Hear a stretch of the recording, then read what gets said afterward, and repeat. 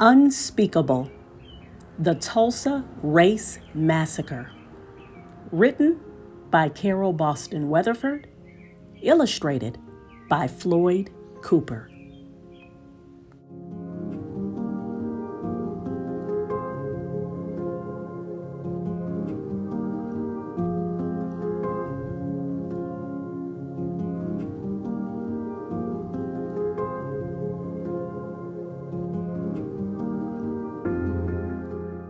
In the early 1900s, Tulsa, Oklahoma was home to a thriving African American community. The Greenwood District had its own school system, libraries, churches, restaurants, post office, movie theaters, and more. But all that would change in the course of two terrible, unspeakable days. On May 31st and June 1st, 1921, a mob of armed white Tulsans attacked Greenwood. They looted homes and businesses and burned them to the ground as black families fled. The police did nothing to protect Greenwood, and as many as 300 African Americans were killed. More than 8,000 were left homeless.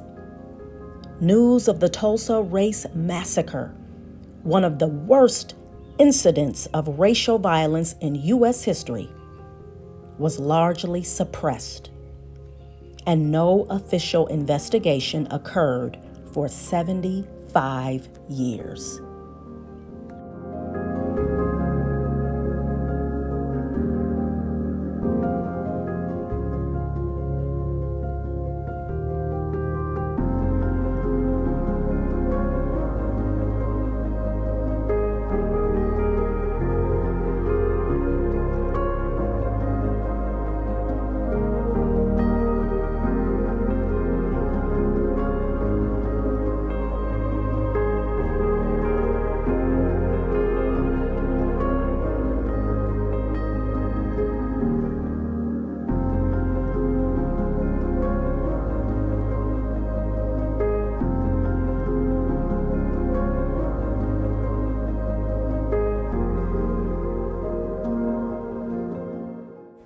Once upon a time, near Tulsa, Oklahoma, prospectors struck it rich in the oil fields.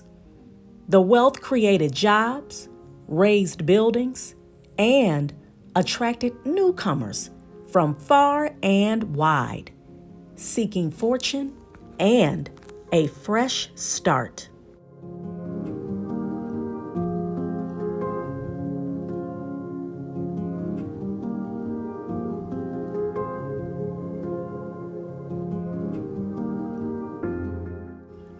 Once upon a time in Tulsa, there was a community called Greenwood. Its residents descended from Black Indians, from formerly enslaved people, and from exodusters who moved west in the late 1800s, fleeing the violence and racism of the segregated South.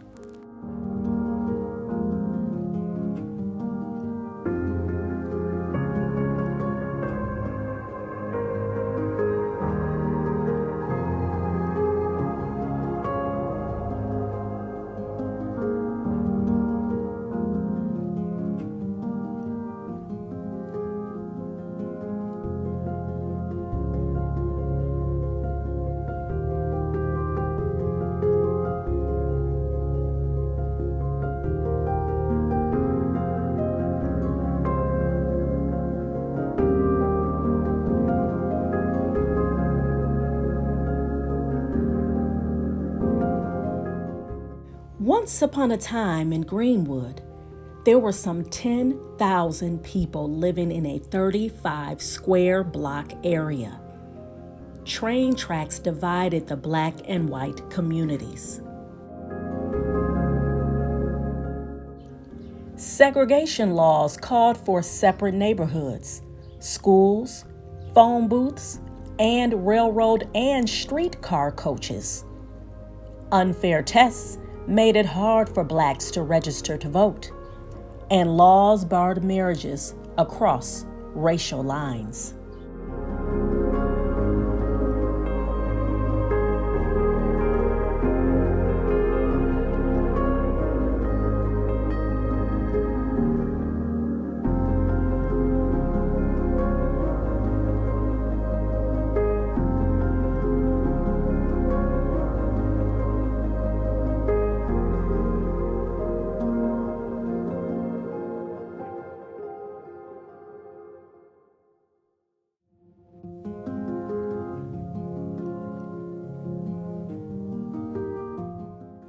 So many black businesses cropped up along a 1-mile stretch of Greenwood Avenue that educator and business leader Booker T. Washington called the area the Negro Wall Street of America.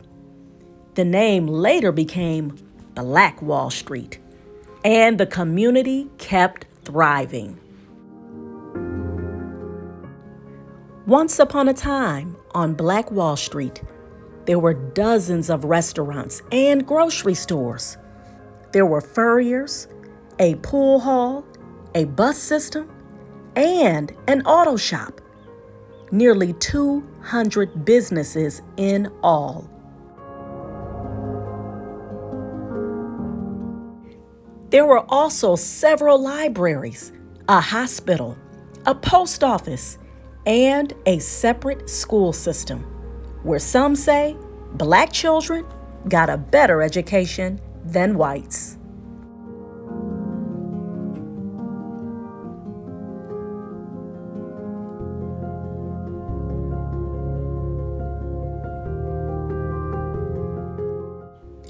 There were 2 black-owned newspapers, the Tulsa Star and Oklahoma Sun, and over 20 churches, and 15 black doctors, including Dr. A.C. Jackson, the most able black surgeon in the nation.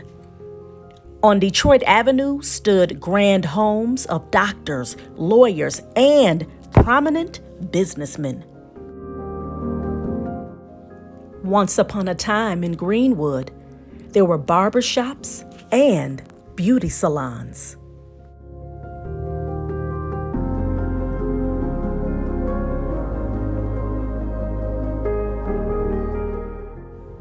Miss Maybell's Little Rose Beauty Salon boomed on Thursdays when maids who worked for white families got coiffed on their day off and strutted in style up and down Greenwood Avenue. The soda fountain at Williams Confectionery was the backdrop for scores of marriage proposals.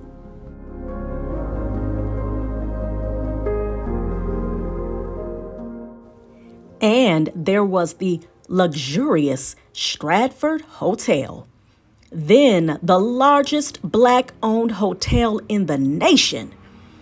Black guests were welcome there even as they were barred from Tulsa's white hotels.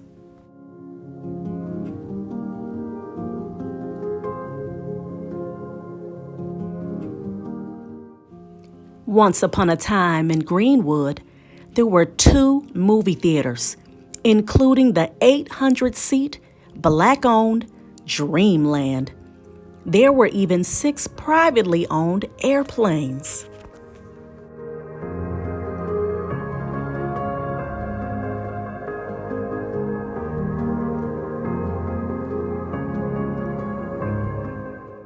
But in 1921, not everyone in Tulsa was pleased with these signs of black wealth. Undeniable proof that African Americans could achieve just as much, if not more, than whites.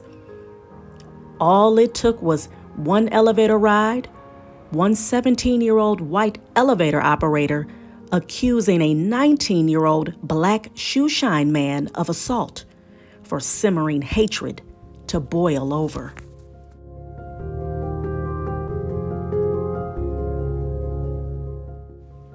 With the accused man in jail, the white-owned Tulsa Tribune newspaper ran a headline prompting readers to nab him.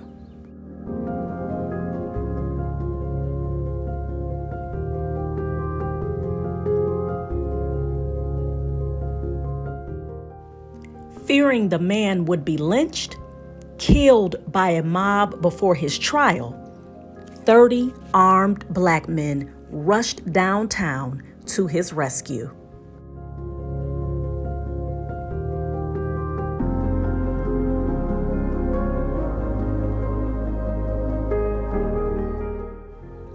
At the jail, they faced off with 2,000 armed whites. On May 31st, 1921, one day after Memorial Day, a holiday honoring fallen soldiers, skirmishes between the two groups left 2 black men and 10 white men dead. But the worst was yet to come.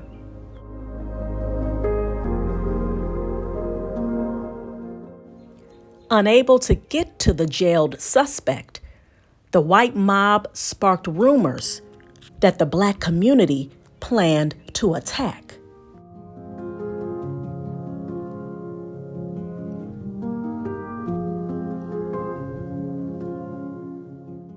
Unchecked, and in some cases, deputized by the police, the white mob stormed into Greenwood, looting and burning homes and businesses that blacks had saved and sacrificed to build. Threatening to shoot, the mob blocked firefighters from putting out the blazes. African American World War I veterans took up arms to defend their families and property. But they were outnumbered and outgunned. Families fled with only what they could carry.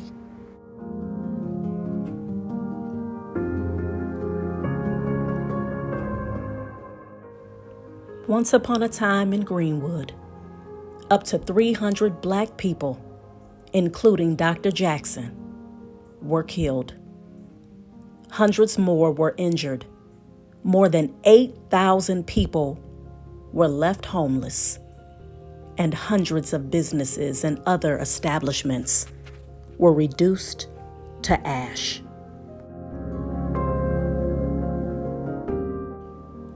The police did nothing to protect the black community.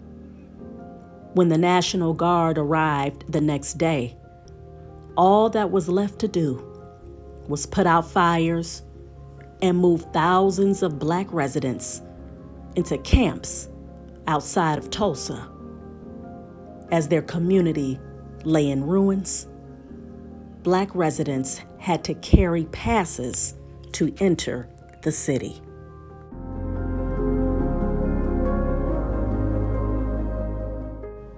In the days and weeks that followed, some black Tulsans left and never returned. Others stayed and rebuilt the Greenwood community, only to witness its decline in the 1960s. For decades, survivors did not speak of the terror.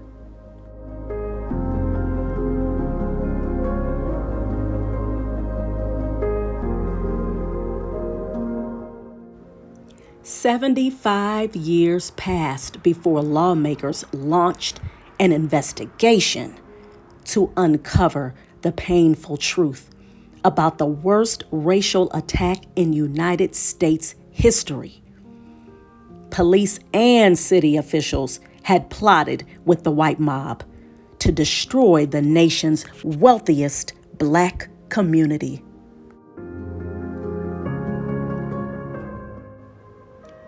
Today, Tulsa's Reconciliation Park remembers victims of the 1921 massacre and recalls the role of African Americans in Oklahoma history.